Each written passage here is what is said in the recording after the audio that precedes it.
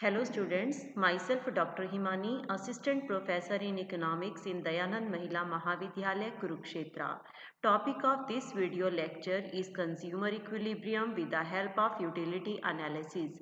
इस video lecture में मैं आपको उपभोक्ता के संतुलन के बारे में बताऊंगी। उपभोक्ता का संतुलन उपयोगिता विश्लेषण के आधार पर कैसे होता है, स्पेशली इस वीडियो लेक्चर में हम इसे डिस्कस करेंगे। But before discussing this point, we should know the meaning of consumer equilibrium. इससे पहले कि हम उपभोक्ता के संतुलन को उपयोगिता विश्लेषण के आधार पर देखें, हमें उपभोक्ता के संतुलन का मतलब पता होना चाहिए। स्पेशली उपभोक्ता के संतुलन से पहले भी हमें सिर्फ इक्विलिब्रियम का संतुलन का मतलब पता होना चाहिए कि इक्विलिब्रियम क्या है। इक्विलिब्रियम वर्ड फिजिक्स के वर्ड से लिया गया है, जहां इसका मतलब होता है स्टेट ऑफ रेस्ट, आराम की स्थिति। मतलब इक्विलिब्रियम एक ऐसी कंडीशन है जिसमें आप कोई चेंज करना नहीं चाहते हो, that is equilibrium. Now what is consumer equilibrium? उपभोक्ता का संतुलन क्या है? हर कंज्यूमर ये चाहता है कि उसको अपनी लिमिटेड इनकम से मैक्सिमम सेटिस्फेक्शन गेन हो, उसकी जितनी भी सीमित आय है उससे ज़्यादा उसे संतुष्टि मिले। तो कंज्यूमर इक्विलिब्रियम एक ऐसी सिचुएशन है जब कंज्यूमर को अपनी लिमिटेड इनकम से मैक्सिमम सेटिस्फेक्शन मिल रही होती है, और क्योंकि वो मैक्सिमम सेटिस्फेक्शन गेन कर रहा होता है तो उसकी ऐसी कोई टेंडेंसी नहीं होती कि वो जिस तरह से एक्सपेंडिचर कर रहा है, खर्च कर रहा है, उसमें कोई चेंज लेकर आए। इसका मतलब इस लेवल पर वो पर्सन इक्विलिब्रियम की सिचुएशन में होता है। सो consumer equilibrium is a situation wherein a consumer get maximum satisfaction out of his limited income, and since he was getting maximum satisfaction from his limited income, he has no tendency to make any change in his existing expenditure, क्योंकि उसे अपनी सीमित आय को वो इस तरह से खर्च कर रहा होता है कि उसे अधिकतम संतुष्टि मिल रही होती है, इसीलिए वो अपने खर्च में किसी तरह का कोई बदलाव करना नहीं चाहता है। In the words of Professor Skidowski, a consumer is in equilibrium when he regards his actual behavior as the best possible under the circumstances and feels no urge to change his behavior as long as circumstances remain unchanged. Professor Scitovsky ने भी ये कहा है कि consumer equilibrium एक ऐसी situation है जब कंज्यूमर को लगता है कि जिन सिचुएशन में वो है उसमें वो जिस तरह से रह रहा है वो उसके लिए बेस्ट है, और जब तक सर्कमस्टांसिस चेंज नहीं होती तब तक वो अपने बिहेवियर में कोई भी चेंज लाना पसंद नहीं करता है। वो सिचुएशन कंज्यूमर के इक्विलिब्रियम की सिचुएशन होती है। कंज्यूमर इक्विलिब्रियम हमने इस वीडियो लेक्चर में हम कंज्यूमर इक्विलिब्रियम को यूटिलिटी एनालिसिस की हेल्प से एक्सप्लेन करेंगे। तो हमारा ये जो क्वेश्चन है कंज्यूमर इक्विलिब्रियम वो कुछ अजम्पशन पर बेस्ड है, कुछ मान्यताओं पर आधारित है। क्योंकि हम इसे डिस्कस कर रहे हैं यूटिलिटी एनालिसिस पर, तो अजम्पशन सेम वही रहेंगी जो कि यूटिलिटी एनालिसिस की हैं। फर्स्ट अजम्पशन है कि कंज्यूमर रैशनल है। रैशनल कंज्यूमर एक ऐसा कंज्यूमर है जो अपनी लिमिटेड इनकम से मैक्सिमम सेटिस्फेक्शन गेन करना चाहता है, और यूटिलिटी को हम कार्डिनल नंबर में मेजर कर सकते हैं, जैसे कि 1 2 3 4। हर गुड की यूटिलिटी एक दूसरे से इंडिपेंडेंट है। एक गुड से आपको जो यूटिलिटी मिली उसका दूसरे गुड के ऊपर कोई इफेक्ट नहीं पड़ता। मनी की मार्जिनल यूटिलिटी कांस्टेंट है। कंज्यूमर की इनकम और गुड्स के प्राइस फिक्स रहते हैं, कांस्टेंट है, उनमें कोई चेंज नहीं आता।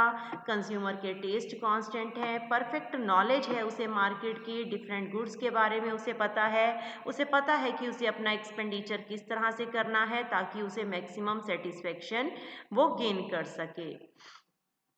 इन असम्पशन पर बेस्ड अब हम कंज्यूमर के इक्विलिब्रियम को एक्सप्लेन करेंगे। कंज्यूमर इक्विलिब्रियम कैसे डिटरमिन होता है, उपभोक्ता के संतुलन का निर्धारण कैसे होता है, 3 डिफरेंट सिचुएशन में हम इसे एक्सप्लेन करेंगे। सबसे पहली सिचुएशन है a single commodity with one use. मान लीजिए कंज्यूमर सिर्फ एक ही गुड को यूज कर रहा है, सिंगल कमोडिटी का, और उस गुड का सिर्फ एक ही यूज है, एक ही उपयोग है। सेकेंड पॉइंट हम लेके चलेंगे single commodity with several use. आप कंज्यूमर एक गुड यूज कर रहा है पर उसके यूज सेवरल है। फॉर एग्जांपल वो मिल्क को यूज कर रहा है तो मिल्क से वो चाय भी बना सकता है, चीज भी बना सकता है, कर्ड भी बना सकता है, अलग अलग यूजेस हैं। और थर्ड पॉइंट हम लेके चलेंगे जब वो सेवरल कमोडिटीज यूज करे तब उसका इक्विलिब्रियम किस सिचुएशन में होगा। तो हम 3 पार्ट लेंगे। हम इसका सबसे पहला पॉइंट अब एक्सप्लेन करने लगे हैं जब कंज्यूमर सिंगल गुड को यूज कर रहा है, एक ही गुड को यूज कर रहा है और वो एक गुड ऐसी है जिसका एक ही यूज है। सबसे पहले कंज्यूमर इक्विलिब्रियम हमने ये देखा एक ऐसी सिचुएशन है जब कंज्यूमर अपनी लिमिटेड इनकम से मैक्सिमम सेटिस्फेक्शन गेन करना चाहता है। अगर कंज्यूमर सिर्फ एक ही कमोडिटी ले रहा है जिसका सिंगल एक ही यूज है, वन यूज है, तो वो अपनी मैक्सिमम सेटिस्फेक्शन को गेन करने के लिए हर यूनिट का प्राइस कंपेयर करेगा अपनी यूटिलिटी के साथ।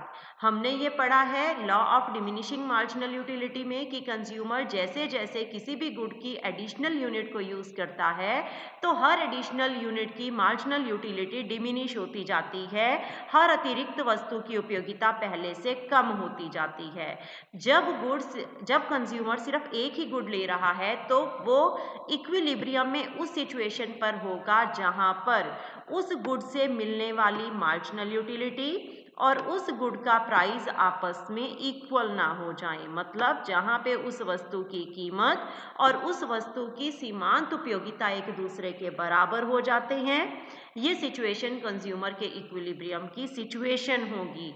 जब तक उसे मार्जिनल यूटिलिटी प्राइस से ज़्यादा मिल रही है तब तक वो एडिशनल गुड्स को यूज़ करता रहेगा, लेकिन जैसे ही मार्जिनल यूटिलिटी प्राइस के इक्वल आ जाएगी वो उसका इक्विलिब्रियम है, उसके बाद वो उस गुड को कंज्यूम नहीं करेगा। अगर उसके बाद भी वो उस गुड की डिमांड करता है तो उस केस में उसकी मार्जिनल यूटिलिटी गुड के प्राइस से कम हो जाएगी और उसकी सेटिस्फेक्शन का लेवल कम हो जाएगा। हम एक टेबल और डायग्राम के थ्रू इसे एक्सप्लेन करेंगे। सबसे पहले हम टेबल ले रहे हैं। टेबल में हमने फर्स्ट कॉलम में लिया है कोई भी कमोडिटी, एक्स कमोडिटी है, क्योंकि हमने अभी बात करी है इस पॉइंट में कि कंज्यूमर सिंगल गुड को यूज कर रहा है। तो मान लो वो सिंगल गुड एक्स गुड है और एक्स गुड से उसे जो मार्जिनल यूटिलिटी मिल रही है वो हमने सेकंड कॉलम में ली। थर्ड में हमने उस गुड का प्राइस लिया और यहाँ हमने लिया कंज्यूमर का सरप्लस, उपभोक्ता की बचत।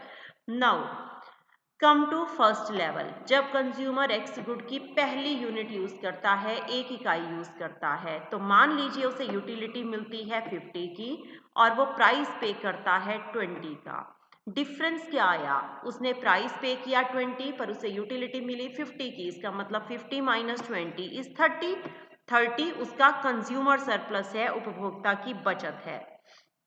क्योंकि उसे यूटिलिटी ज़्यादा मिल रही है, वो प्राइस कम पे कर रहा है, तो वो एक और कमोडिटी लेगा, एक एडिशनल यूनिट लेगा। अब उसने एक्स गुड की दूसरी यूनिट ली। हमने law of diminishing marginal utility में पढ़ा है when consumer consumed more and more unit of a commodity it's marginal utility goes on diminishing. तो नेक्स्ट यूनिट से मार्जिनल यूटिलिटी 50 से कम 40 मिली। बट एक गुड का प्राइस हमने अज्यूम किया कि 20 है तो हर यूनिट का प्राइस 20 ही रहेगा। सेकंड के लिए भी उसने प्राइस पे किया 20 का। नाउ डिफरेंस कितना आएगा, 40 माइनस 20 विल बी 20। अब उसका सरप्लस पहले से कम हो चुका है पर फिर भी उसे फायदा है तो उसने एक थर्ड यूनिट भी ली। थर्ड यूनिट से मार्जिनल यूटिलिटी और कम हुई बट प्राइस सेम था। Consumer surplus 30 minus 20 is 10। उसने फोर्थ यूनिट ली, फोर्थ यूनिट से मार्जिनल यूटिलिटी 20, प्राइस भी उसने 20 पे किया, मतलब यहाँ उसे कोई भी सरप्लस नहीं है। ये सिचुएशन है हमारी कंज्यूमर इक्विलिब्रियम की सिचुएशन, जब मार्जिनल यूटिलिटी प्राइस के इक्वल हो जाती है। अगर इसके बाद भी वो एक और यूनिट लेता है तो मार्जिनल यूटिलिटी 10 है बट प्राइस वो 20 दे रहा है। 20 रुपीज से वो किसी गुड को खरीद रहा है पर यूटिलिटी कम मिल रही है 10, तो यहाँ उसका सरप्लस नेगेटिव होगा। 10 माइनस 20 विल बी -10, मतलब इस पॉइंट के कंज्यूमर इक्विलिब्रियम के बाद वो एडिशनल गुड को परचेज नहीं करेगा। अगर हम डायग्राम इसी का ड्रॉ करते हैं तो ध्यान से देखिए डायग्राम कैसा आएगा। डायग्राम में हमने एक्स एक्सिस पे एक्स यूनिट, एक्स कमोडिटी की यूनिट को शो किया है और वाई एक्सिस पे हम उसकी मार्जिनल यूटिलिटी और प्राइस को मेंशन कर रहे हैं। सॉरी, एक्स एक्सिस पे हमने यूनिट्स ली हैं। यूनिट हमने 1 to 5 ली थी, तो सेम हमने 1 to 5 यूनिट ली। Point to point proper diagram आप ड्रॉ कर सकते हैं। मार्जिनल यूटिलिटी और प्राइस को हमने वाई एक्सिस पे लिया। प्राइस 20 था तो 20 से एक स्ट्रेट लाइन जो हमने ली ये प्राइस की लाइन है। और मार्जिनल यूटिलिटी जब आप प्लॉट करोगे तो फर्स्ट पे 50, सेकेंड पे 40, फर्स्ट पे 50, सेकेंड पे 40, थर्ड के ऊपर 30, फोर्थ के ऊपर 20 और फिफ्थ यूनिट की मार्जिनल यूटिलिटी 10। पांचों पॉइंट को ज्वाइन करके ये जो आपकी लाइन आई, ये लाइन है मार्जिनल यूटिलिटी कर्व। ई पॉइंट पे दोनों आपस में कट कर रहे हैं, इसका मतलब यहाँ मार्जिनल यूटिलिटी और प्राइस इक्वल है, तो E is the point of consumer equilibrium. E उपभोक्ता के संतुलन का बिंदु है। नेक्स्ट हम आ जाते हैं अपने सेकेंड पॉइंट पे। When consumer consumes single commodity but the commodity has several uses, जब उपभोक्ता एक ही वस्तु को उपयोग कर रहा है, कमोडिटी सिंगल है लेकिन उसके यूजेस सेवरल है, अलग अलग यूज है। एग्जाम्पल यहाँ लिया गया है ऑयल का, तेल का। अब मान लीजिए ऑयल का यूज आप दो जगह पे कर रहे हैं। ऑयल को आप स्टोव जलाने में भी यूज कर सकते हैं या लालटेन जलाने में भी यूज कर सकते हैं। तो हमने इस उससे बताना है कि अगर कंज्यूमर एक सिंगल कमोडिटी यूज करता है बट उसके यूजेस अलग अलग हैं, तो कंज्यूमर इक्विलिब्रियम में कैसे होगा। अब मान लीजिए कंज्यूमर ने एक गुड के दो यूज किए। मार्जिनल यूटिलिटी वो देखेगा पहले गुड से कितनी मिली, मार्जिनल यूटिलिटी वो देखेगा दूसरी गुड से कितनी मिली। जिस पॉइंट पे दोनों की मार्जिनल यूटिलिटी आपस में इक्वल हो जाएगी वहां पर कंज्यूमर इक्विलिब्रियम में होगा। यहाँ कंज्यूमर इक्विलिब्रियम के लिए हम law of equi marginal utility, सम सीमांत उपयोगिता के नियम की सहायता लेंगे, उसकी हेल्प लेंगे। रिकॉल किया जाए अगर तो ये लॉ क्या था, law of equi marginal utility, सम सीमांत उपयोगिता का नियम। Law of equi marginal utility हमें ये कह रहा था कि कंज्यूमर अगर इक्विलिब्रियम में या कंज्यूमर मैक्सिमम सेटिस्फेक्शन को गेन करना चाहता है तो वो किसी भी कमोडिटी की डिफरेंट यूनिट्स पर अपनी मनी को इस तरह से स्पेंड करेगा कि लास्ट यूनिट मनी की जब वो दोनों पे खर्च करता है तो उसकी मार्जिनल यूटिलिटी इक्वल हो जाए। यहाँ मनी नहीं बल्कि यहाँ पे हम क्या ले रहे हैं, यूनिट। मान लो कंज्यूमर के पास 5 लीटर ऑयल है, वहां हमने मनी ली थी। यहाँ हम ले रहे हैं, मान लो कंज्यूमर के पास 5 लीटर ऑयल है, first litre, second litre, third litre, fourth litre and fifth litre, और उस ऑयल को वो स्टोव में यूज करता है तो ये उसकी यूटिलिटी है। और अगर वो लालटन में यूज करता है तो उसकी यूटिलिटीज ये हैं। अब कंज्यूमर क्या करेगा, वो ये देखेगा पहला लीटर ऑयल, 1 लीटर ऑयल, अगर वो स्टोव जलाता है तो यूटिलिटी 10 है, लालटेन जलाता है तो यूटिलिटी 8 है। क्योंकि ज़्यादा यूटिलिटी स्टोव से है तो वो फर्स्ट लीटर ऑयल को कहाँ पे खर्च करेगा, स्टोव जलाने में। सेकंड से वो लालटेन भी जला सकता है, स्टोव भी, क्योंकि दोनों की यूटिलिटी बराबर है। बट क्योंकि स्टोव वो पहले ही चला चुका है तो वो सेकेंड लीटर ऑयल को यूज करेगा अब लालटेन जलाने में। थर्ड के लिए वो देखेगा, थर्ड अगर स्टोव में यूज की जाती है तो यूटिलिटी 8 है, लालटेन में 6 है, तो थर्ड को वो कहाँ पे यूज करेगा, स्टोव जलाने में। अगेन फोर्थ यूनिट को कहाँ यूज किया जाएगा, लालटेन जलाने में। एंड फिफ्थ यूनिट को कहाँ यूज किया जाएगा, फिर से स्टोव जलाने में। अब अगर आप ध्यान से देखें तो कंज्यूमर के पास 5 लीटर ऑयल था। 5 लीटर ऑयल में जब लास्ट लीटर उसने स्टोव पे खर्च किया, जलाने में खर्च किया, तो यूटिलिटी 6 है। जब उसने लालटेन के लिए किया तो भी यूटिलिटी 6 है। इसका मतलब जो लास्ट उसने दोनों में खर्च किए उसने 3 लीटर स्टोव के लिए यूज किया, 2 लीटर लालटेन के लिए यूज किया, और लास्ट में दोनों की मार्जिनल यूटिलिटी आपस में इक्वल आ जाती हैं। ये एक ऐसा लेवल है, law of equi marginal utility में भी हमने किया, जहां पे कंज्यूमर मैक्सिमम सेटिस्फेक्शन गेन कर रहा है। अगर आप कंज्यूमर की सेटिस्फेक्शन को प्लस करते हो तो ये 3 यूटिलिटी और ये 2 utility 10 + 8 + 6 24, 24 and 8 is 32, 32 and 6 is 38। उसकी मैक्सिमम सेटिस्फेक्शन जो वो गेन कर रहा है वो कितनी है? 38। इससे ज़्यादा उसे सेटिस्फेक्शन कभी भी नहीं मिलेगी। अगर वो 4 लीटर लगा देता स्टोव में और सिर्फ 1 लीटर बचाता लालटेन के लिए, तो उसकी यूटिलिटी कितनी होती? 10 + 8 + 6 24, 24 + 4 28, 28 एंड 8 इज 36। यूटिलिटी का लेवल इससे कम हो जाता। तो कंज्यूमर इक्विलिब्रियम कब होगा? जब उसके पास जो एक सिंगल कमोडिटी की जितनी भी यूनिट है वो डिफरेंट डिफरेंट यूजेस में ऐसे खर्च करे कि हर यूटिलिटी से के ऊपर जब उसने लास्ट यूनिट स्पेंड करी तो उनसे मिलने वाली मार्जिनल यूटिलिटी इक्वल हो जाए। हम डायग्राम के थ्रू इसे एक्सप्लेन करेंगे। हम डायग्राम को एक्सप्लेन करने के लिए थोड़ा सा एक चेंज कर रहे हैं। एक ही डायग्राम हम 2 पार्ट में बना रहे हैं, लेकिन हम किस तरह से एक्सप्लेन कर रहे हैं ध्यान से देखिए। हमने डायग्राम में वाई एक्सिस को कॉमन रखा, एक्स एक्सिस हमने डायग्राम के 2 क्वाड्रेंट लिए, एक ये क्वाड्रेंट एक ये क्वाड्रेंट।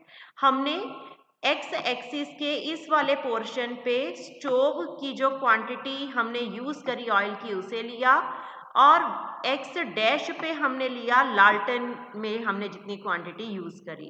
वाई एक्सिस पे हम दोनों की मार्जिनल यूटिलिटी को ले रहे हैं, क्योंकि मार्जिनल यूटिलिटी मैक्सिमम 10 तक थी। हमने 2 का गैप ले लिया, 2, 4, 6, 8 एंड 10। अब सबसे पहले हम बात करते हैं स्टोव की। स्टोव में हमने लिया था कि हम पहली यूनिट स्टोव में यूज करते हैं तो मार्जिनल यूटिलिटी मिलती है 10 की।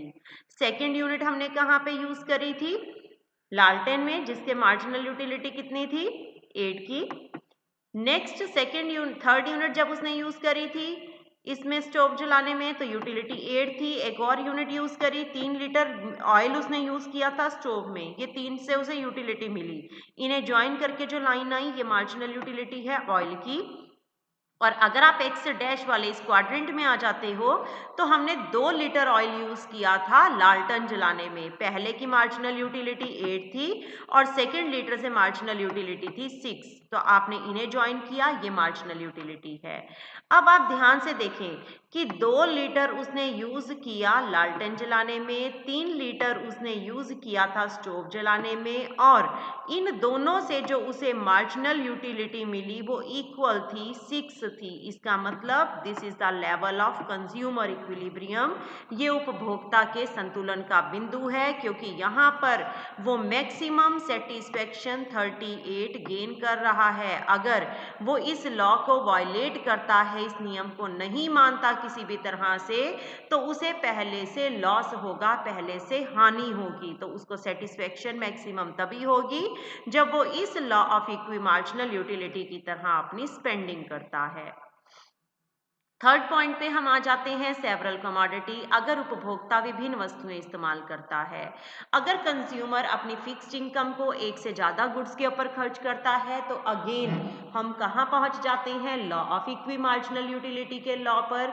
Law of equi marginal utility हमें क्या कहता है कि कंज्यूमर मनी को डिफरेंट डिफरेंट यूनिट पर ऐसे स्पेंड करेगा कि हर यूनिट के ऊपर जो उसने लास्ट रुपये स्पेंड किया उससे उसे इक्वल मार्जिनल यूटिलिटी मिल जाए। अगेन हम एक टेबल और डायग्राम से इसे एक्सप्लेन करेंगे। टेबल में हमने फर्स्ट कॉलम में रुपीस को लिया, सपोज कंज्यूमर के पास 5 रुपीज हैं। सेम टेबल सेम डायग्राम जो हम already law of equi marginal utility में कर चुके हैं। कंज्यूमर 2 गुड ले रहा है, एक्स गुड वाई गुड, और एक्स की मार्जिनल यूटिलिटी और वाई की मार्जिनल यूटिलिटी हमने टेबल में शो की है, जो कि law of diminishing marginal utility पर ही बेस्ड है।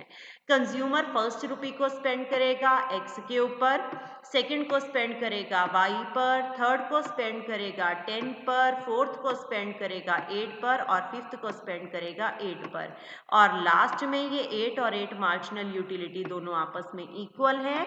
So this is the level of consumer equilibrium, ये उपभोक्ता के संतुलन का बिंदु है। अब इसको अगर हमने डायग्राम में ड्रॉ करना है, अगेन हम सेम डायग्राम ड्रॉ कर सकते हैं जो हमने किया, बट हमने यहाँ पे चेंज करने के लिए थोड़ा सा क्या किया, हमने डायग्राम के पोर्शन ऐसे बनाए कि हमने वाई एक्सिस 2 ले ली।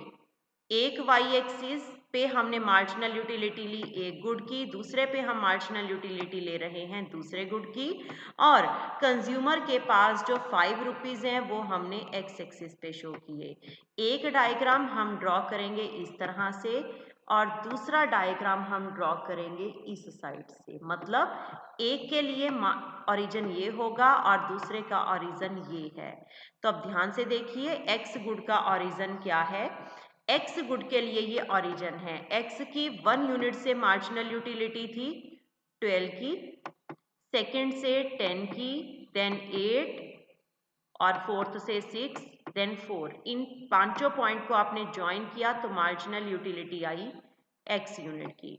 वाई यूनिट के लिए ये ओरिजिन है, इसका मतलब फर्स्ट यूनिट की मार्जिनल यूटिलिटी 10, सेकंड की 8, थर्ड यूनिट की 6, फोर्थ यूनिट की 4 और लास्ट की 2।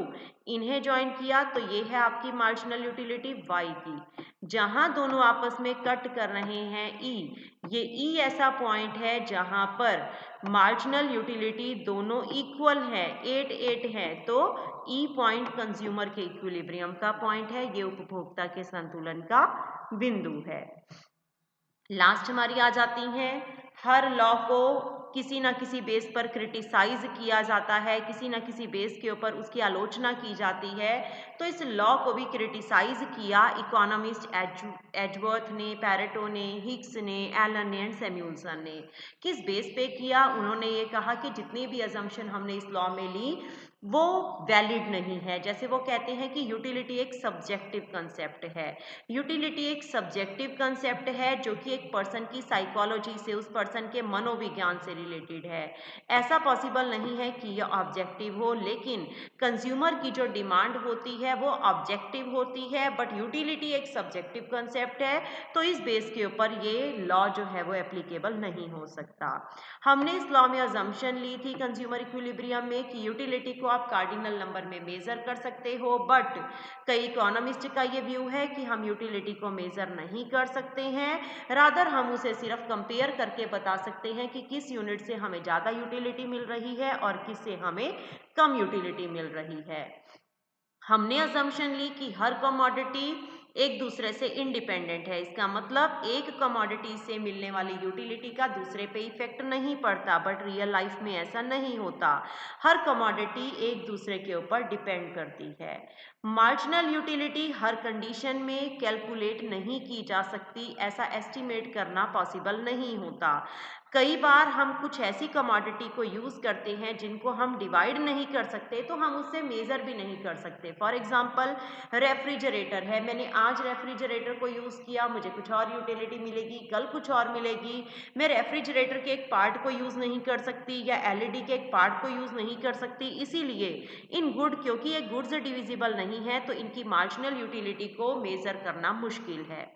मनी की मार्जिनल यूटिलिटी हमेशा कांस्टेंट रहती है, हमने ऐसा अज्यूम किया, लेकिन मनी की मार्जिनल यूटिलिटी सेम नहीं रहती।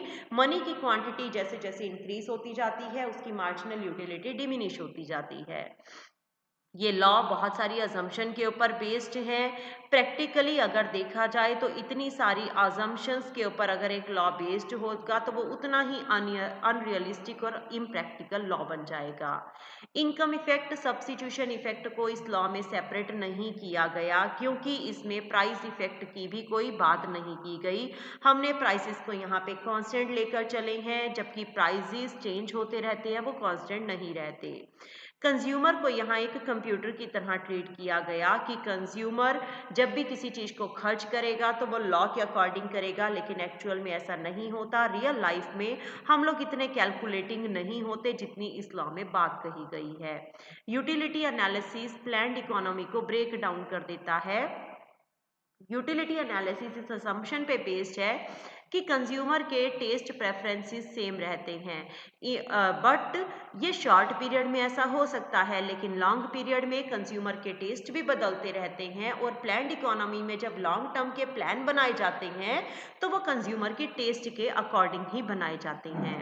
It doesn't explain Giffen paradox, Giffen paradox की यहाँ पे बात नहीं की गई। इंफीरियर गुड के लिए जो डिमांड कर्व है वो पॉजिटिव स्लोप का बन जाता है, लेकिन यहाँ पे हमने प्राइसेस को भी कांस्टेंट रखा और हमने डिमांड गिफन गुड की या इंफीरियर गुड की एक्सप्लेन नहीं की। इन शॉर्ट हम कह सकते हैं कि यूटिलिटी एनालिसिस का जो कंसेप्ट है वो एक अनरियलिस्टिक और इम्प्रैक्टिकल अजम्पशन के ऊपर बेस्ड है।